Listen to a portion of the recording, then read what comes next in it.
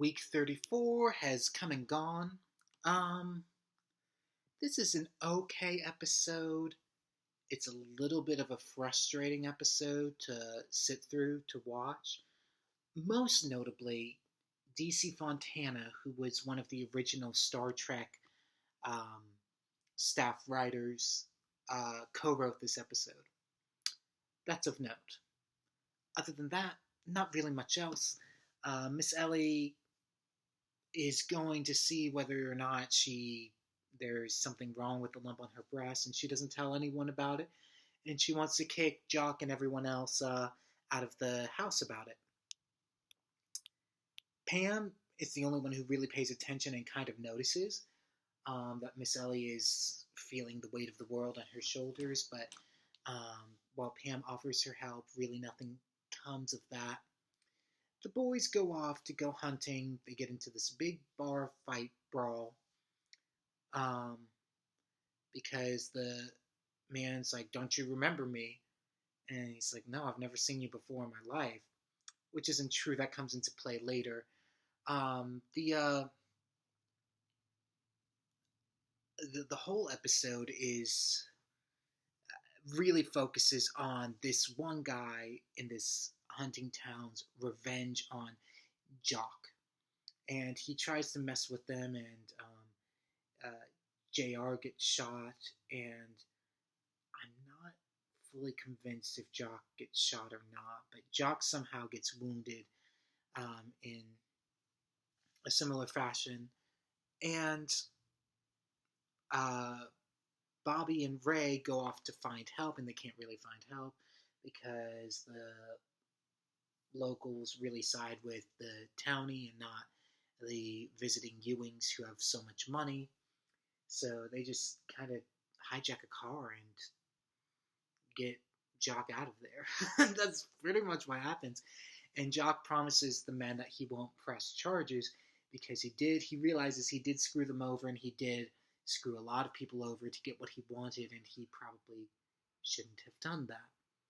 And he feels remorseful about that. One of the biggest elements is that Jock reveals that he used to be married to someone before Miss Ellie. I don't fully buy this.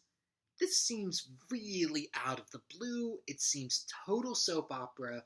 I don't necessarily buy that this was initially part of the plan. In fact, I'm convinced it wasn't. And that Jock wants JR to set up a trust fund for her, and JR promises, because she went bad in the head and couldn't function, so she's off at some mental institution somewhere. She doesn't even really know who she is. That's the basic premise behind that. And JR had pretty much signed over South Fork, which we had learned in the previous episode, for an oil deal. And he said, "Oh, don't worry, Daddy. Don't worry, Daddy. I'll set it up. I promise I'll set it up for you."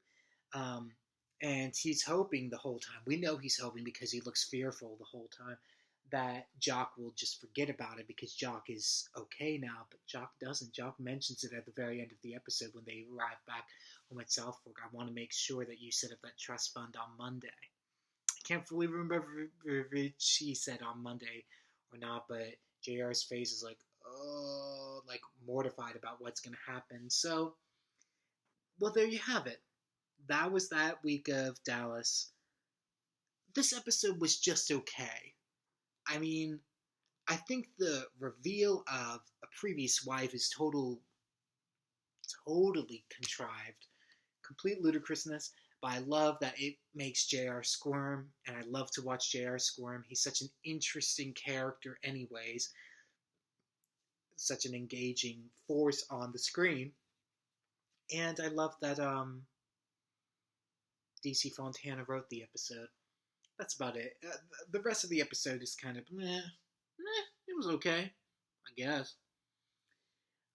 Not too much of note, really. I mean, a lot of what it's setting up is for future episodes, but in terms of just this episode's standalone storyline, I think it's kind of falls flat.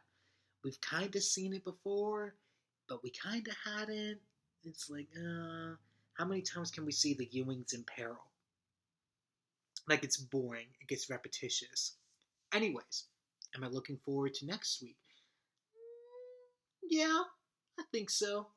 It's this week was a bit of a slow week. We had a big reveal this week, but it seemed really contrived and really forced, and I didn't buy it. So take that for what it's worth. I still have faith in the show at this point in time, and I'm hoping that next week's going to be better. But we shall see. So I hope you guys keep coming back with me as I keep returning to Southport.